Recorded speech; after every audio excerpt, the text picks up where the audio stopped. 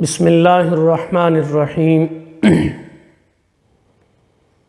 عن عمر بن الخطاب رضی اللہ عنہ ان رسول اللہ صلی اللہ علیہ وسلم قال ایاکم والجلوس فی الصعودات وفی روایت الطرق فإن كنتم لا بد فاعلین فاعطوا الطریق حقه قیل وما حقه قال غض البصر ورد السلام وارشاد الضال او كما قال علیہ الصلاة والسلام اخرجہ الطحاوی والبزار فی مسندہ۔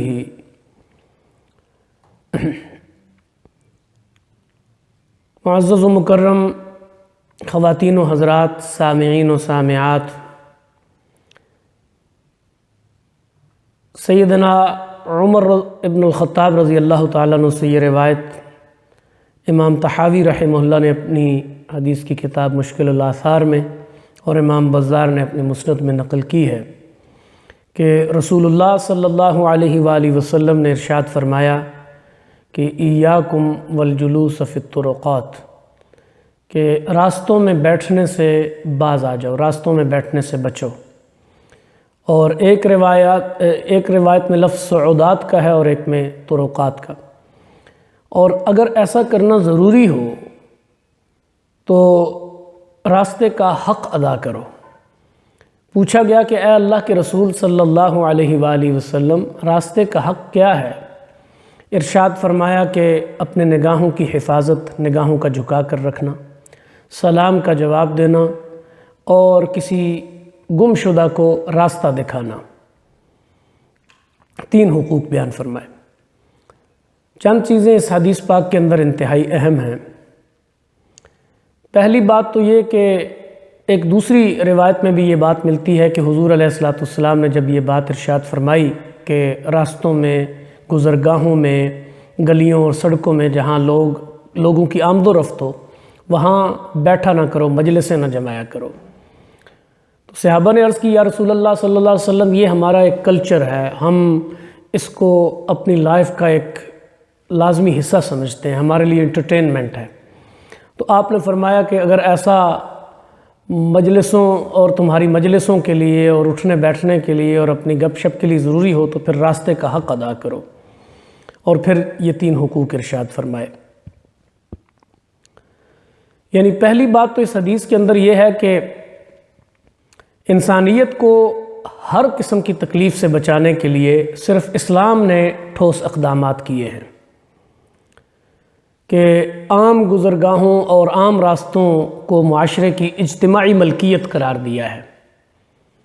یہ آپ کہہ سکتے ہیں کہ اسلام کی جو سیوکس ہے، اسلام کے جو سول لاء ہے اور سوسائٹی لاء آپ کہہ سکتے ہیں، اس کے اندر یہ چیز ہے کہ راستے اور گزرگاہیں اجتماعی ملکیت ہیں، اس لیے ان پر مجلسیں جما کر بیٹھنا ٹھیک نہیں ہے۔ اس سے گزرنے والوں کو تکلیف بھی ہو سکتی ہے، اور بالخصوص پردہ دار عورتوں کو کہ جو لوگوں کے سامنے آنے سے یا گزرنے سے گریز کرتی ہیں اور ناپسند کرتی ہیں۔ تو اگر کسی مجبوری کی بنا پر راستے پر بیٹھنا ہی پڑ جائے تو ایسا انداز اختیار کیا جائے کہ گزرنے والوں کو تکلیف نہ ہو۔ مثلاً گزرنے والی عورتوں سے نظر بچا کر رکھنا، اچھی گفتگو کرنا، اگر کوئی آدمی زیادہ بوجھ اٹھا کے چل رہا ہے تو اس کی مدد کر دینا، مظلوم اور مصیبت زدہ کے ساتھ تعاون کر دینا، بھٹکے ہوئے کی رہنمائی کر دینا، یہ سارے حقوق ہیں راستے کے۔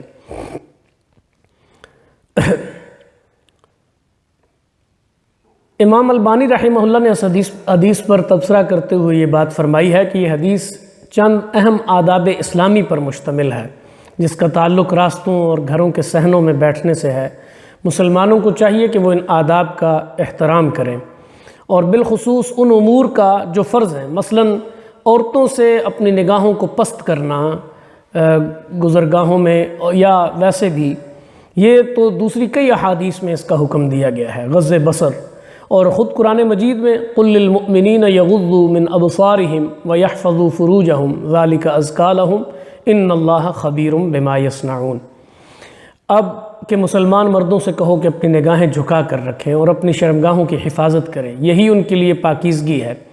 اب غور فرمائیں، اللہ تعالیٰ نے یہ حکم ملت اسلامیہ کی پہلی نسل یعنی صحابہ کرام رضوان اللہ تعالیٰ علیہ مجمعین کو براہ راست دیا ہے، حالانکہ وہ مطہر تھے، منور تھے، ان کی ایک خاص تربیت ہو چکی تھی، وہ ایک خاص سیرت و کردار کے سانچے میں ڈھل چکے تھے، انہیں یہ کہا جا رہا ہے۔ اور اس زمانے میں پردہ بھی یعنی رواج پا چکا تھا، اور عرب معاشرے کے اندر ویسے بھی ظاہر ہے پردے کی ایک اہمیت موجود تھی، لیکن بالخصوص اسلام نے جو آداب سکھائے تھے عورت کو اپنے رہن سہن کے، اپنے پہننے اوڑھنے کے، اس کے نتیجے میں پردے کی ایک بڑی اہمیت تھی۔ تو بظاہر صرف چہرہ اور ہاتھ دیکھنا ہی ممکن تھا، اس کے باوجود انہیں کہا جا رہا ہے کہ اپنی نگاہوں کو پست رکھیں۔ تو اگر موازنہ کریں آج کے دور کا کہ جب کہ صرف ہاتھ اور چہرہ نہیں بلکہ جسم کے اعضاء بھی نمایاں ہوتے ہیں، اور تنگ و چست لباس جو ہے وہ خواتین پہنتی ہیں، اور ایسے میں اپنی نگاہوں کو بچانا تو در حقیقت کہیں زیادہ ضروری ہے۔ اور پھر ہمارے ظاہر ایمان کا، صحابہ کے ایمان اور ان کے وہ جو نورانیت انہیں حاصل تھی، اس کا دور دور تک کوئی مقابلہ ہی نہیں ہے۔ تو آج کے زمانے میں اس کی اہمیت زیادہ جو ہے وہ بڑھ جاتی ہے، اس حکم کے اندر مزید تاکید پیدا ہو گئی ہے۔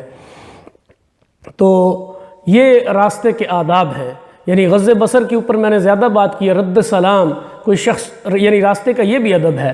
اچھا، ہمارے ہاں عموماً اس بات کی سستی پائی جاتی ہے، اس لیے میں اس کے اوپر بھی فوکس کروں گا کہ راستے میں گزرتے ہوئے کسی سے بھی آمنا سامنا ہو اور آپ پاس سے گزریں، یا آپ بیٹھے ہوئے ہیں کوئی گزر رہا ہے، تو اگر اس نے سلام میں پہل کی ہے تو آپ جواب دیں، اگر اس نے سلام نہیں کیا تو آپ سلام کریں۔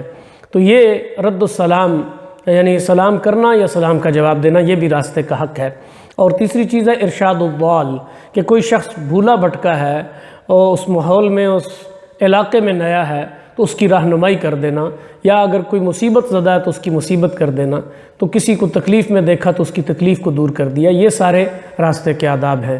اللہ کریم سے دعا ہے کہ وہ ہمیں اپنی اطاعت اور فرما برداری کی توفیق عطا فرمائے، اپنی نافرمانیوں سے ہمیں محفوظ رکھے۔ بے شک وہ بڑی رحیم و کریم ذات ہے۔ اللہ کریم ہم سب کا حامی و ناصر ہو۔ وما علینا الا البلاغ۔